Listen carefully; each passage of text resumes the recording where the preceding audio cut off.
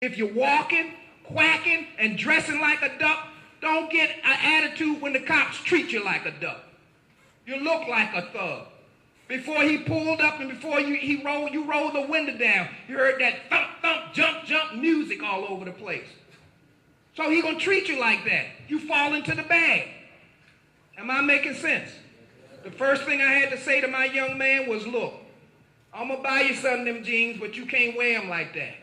I'm gonna buy you them Timberlands, but you can't wear them like that. I know you want that little thing in your ear. I'm gonna get you one, but I ain't paying it.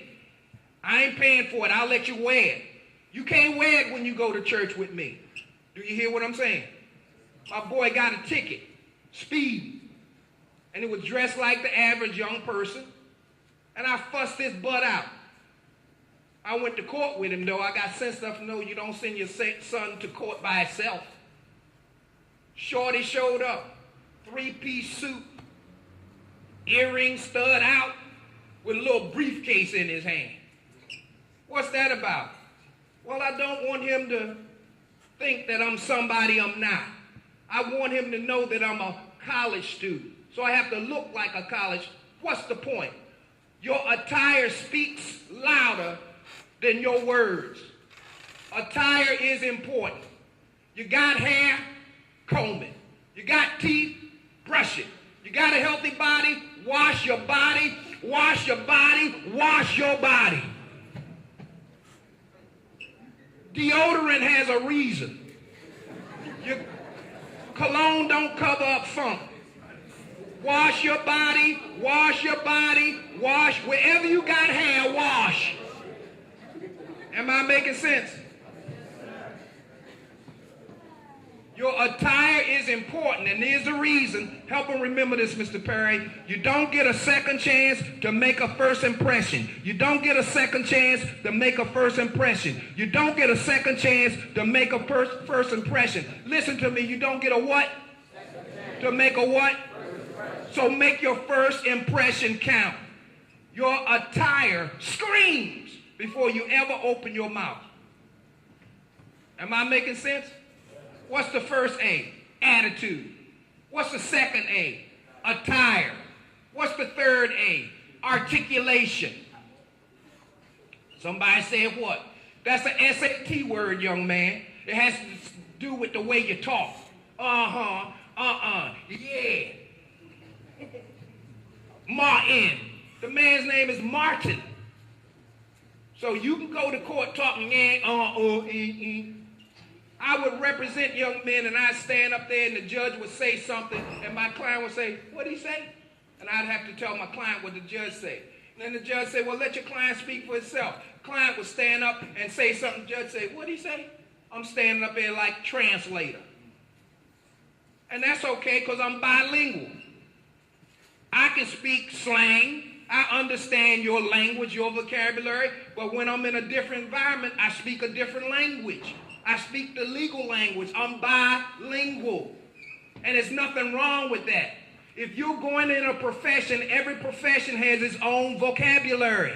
Medicine has its own vocabulary. Computers have their own vocabulary. Football has its own vocabulary. You got to be bilingual. My wife wanted to watch football with me and my son. The first thing she had to do was learn the vocabulary of the football game. There's nothing wrong with being bilingual and knowing what environment you're in and using the proper language. Articulation is important. Am I making sense? Articulation, the way you speak. Am I making sense? No.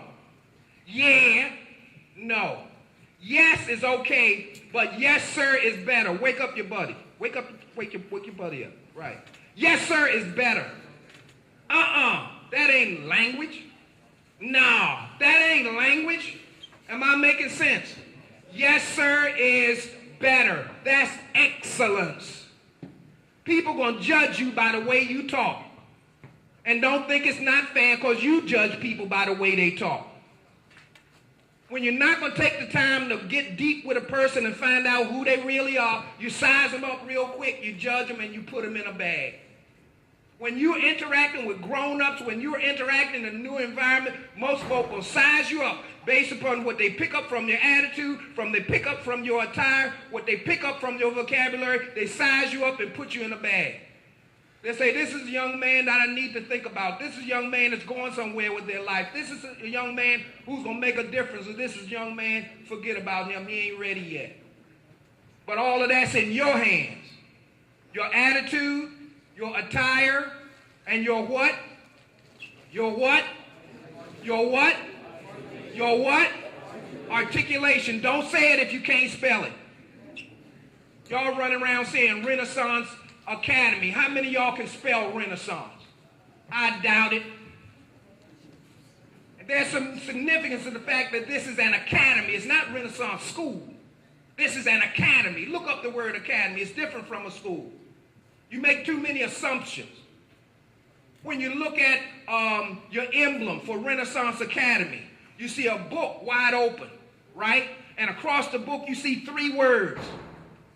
3 Latin words. Y'all know what they are? That's a shame. Somebody who knows what they are? Who knows? All right, this would be Mr. Griffin. What's the E word? What's it mean? And there's a D word. What is it? What is it? Discipline. And what does it mean? Discipline. And there's a V word. What is it? Veneration. And what does it mean? Veneration. That's probably 1 out of how many that even knows that those 3 words are part of the emblem associated with Renaissance Academy. Spell Renaissance. That's okay. But understand that academy is something different from a school, and you're at Renaissance Academy. Here's the final thing. Can I finish this, Mr. Perry? Here's the final A. What's the first A? What's the first A? What's the second A? What's the third A? The fourth A is association. Show me your friends, and I'll tell you your future. Your associations. People who you let get close to you and you wind up influencing you. Show me your friends, and I can tell you what your future's going to be like. Everybody you meet ain't a friend just because they on Facebook. Everybody you on Facebook ain't your friend. You got acquaintances. You don't really have real friends.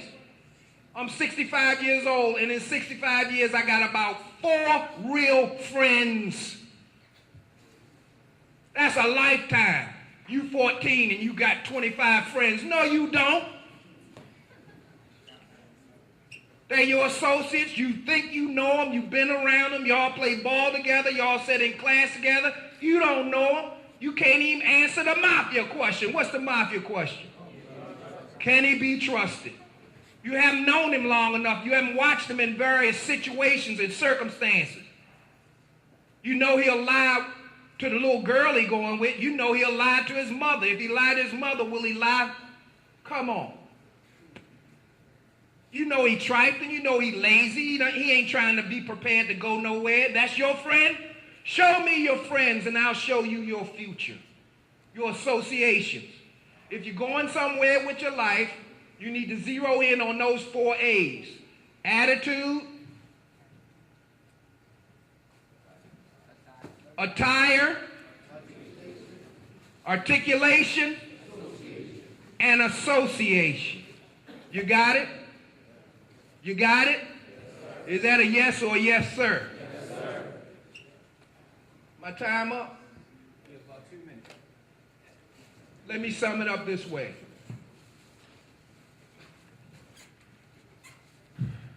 The expectation, let me put it this way. Within every boy, there's a man. In fact, the boy is the parent and the father of the man. As goes the boy, so goes the man. Mr. Perry, the rest of these men in here are not spending time with boys. They're spending time building men. Am I making sense, Mr. Carver? Brother Webb, am I making sense? Brother Washington? Yes, sir. Am I making sense? Mr. Battle, we ain't spending time with boys. We are building men.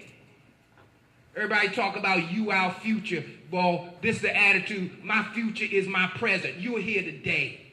I'm here today. Let's get busy. Within every boy, there's a man. In fact, the boy is the father and the parent of the man. We spend time with the boy because we understand that we are building men. But then there comes a time that that boy got to do something. That boy must declare his manhood. I can't do that for you. You have to declare your manhood yourself. You must declare your manhood yourself. And let me tell you, when I listen, when I watch, this is how a boy declares his manhood. A boy declares his manhood in the context of his relationships.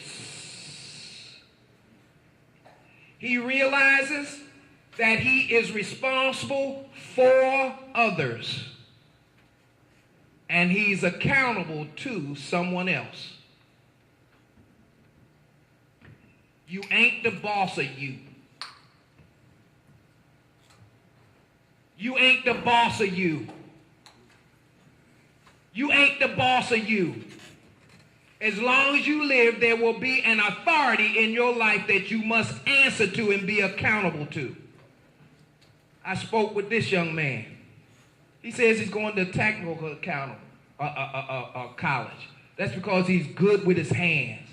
He said, I don't know what I would do if I didn't have hands to build and work on these kind of machines.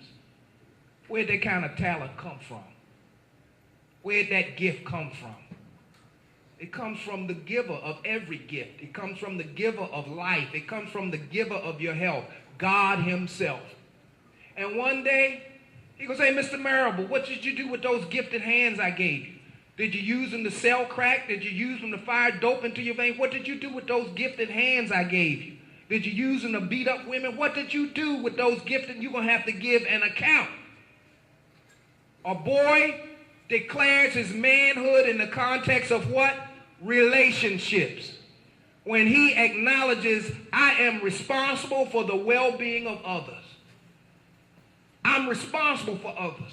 I'm responsible for what goes on in my life. I'm responsible for what goes on in my family. I'm responsible for what goes on with my little brothers and sisters. I'm responsible for what goes on in the life of my mother. I'm responsible in my relationships. And I'm accountable in my relationship.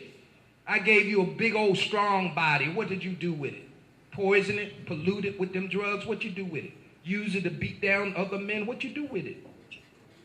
You will have to give an accounting to God himself, the one who created you, for every gift that he's given you. A boy declares his manhood in the context of what? Relationships. Responsible for and accountable to. Am I making sense? Am I making sense? Is that a yes or a yes, sir? Did I hear yes, sir? Yes, sir? That says something about you. My man already said it. Manners. Where's Mr. Clark? Manners still matter. Courtesy still counts. When you step into a situation and you just show manners, it's so rare today that grown-ups think you intelligent. Just because you say, yes, sir, no, sir. You know why? Because you immediately separate yourself from all your peers just by saying, yes, sir, no, sir. Thank you. Good morning. You immediately separate and distinguish yourself from all of your peers. And they don't say it's manners. They say, boy, that's a bright kid. They think it's intelligence. Am I making sense? You know everything you need to know. You have all the opportunity that you need to have. The failure of our young folk is we don't seize the opportunity and we don't follow through on it. When you don't follow through, you fail yourself, you fail your parents, you fail everybody who cares about you and invested their TIME, LIFE, and LOVE in you. Here's the motto right here, and you need to know that excellence is what? Excellence is what? Excellence is what? Thank you and God bless you.